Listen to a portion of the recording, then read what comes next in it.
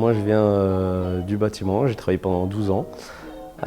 Puis j'ai dû switcher parce que voilà, un peu de restructuration, compagnie, pour payer les factures, pas le choix, il fallait faire une reconversion. Et ce qui m'est venu naturellement, parce que j'ai été élevé par ma grand-mère au plat italien typique, donc la cuisine, voilà. Et cours du soir ici.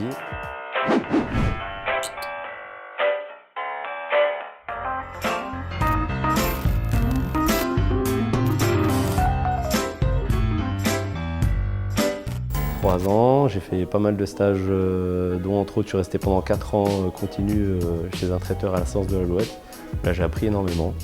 Puis bon, les stages m'ont emmené dans d'autres maisons, j'ai appris vraiment beaucoup. Dernièrement les gourmands à Blarny, c'était aussi exceptionnel. Et voilà, j'ai eu l'opportunité de rentrer à la province de Hainaut. Voilà, c'est un autre domaine, mais ça reste toujours intéressant. C'est des super contacts avec les fournisseurs, avec l'équipe de cuisine aussi. On travaille tous ensemble pour essayer d'avancer et de faire quelque chose de nouveau et d'être un peu dans l'air du temps. Donc voilà comment j'en suis arrivé là. C'était un challenge déjà de base, donc moi j'aime bien ça, j'aime bien essayer de changer, de me remettre en question. Et donc là c'était tout juste, c'était le moment. Après la cuisine, c'est interminable. Je veux dire, il y a plein de choses à voir, on a tout le temps à apprendre, que ce soit des pays voisins, même chez nous. Le terroir fait que maintenant, à l'heure actuelle, on a énormément de nouveaux produits ou de chez nous qui sont super sympas à travailler.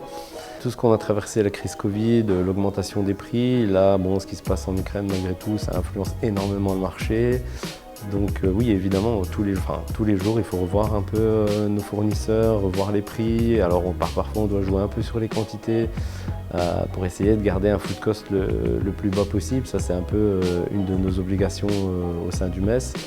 Donc c'est pas tous les jours évident, mais c'est sympa parce que ça nous oblige à avoir d'autres idées, à travailler d'autres produits ou les travailler différemment. Je dirais qu'il n'y a pas d'âge, le tout c'est de le vouloir, d'aimer ce qu'on fait bien sûr parce que c'est un métier où il y a énormément de contraintes horaires. La vie de famille est parfois mise un peu de côté du fait justement il faut travailler le vendredi et le samedi, on commence très tôt, on finit tard, parfois on a des services coupés, parfois on n'en a pas.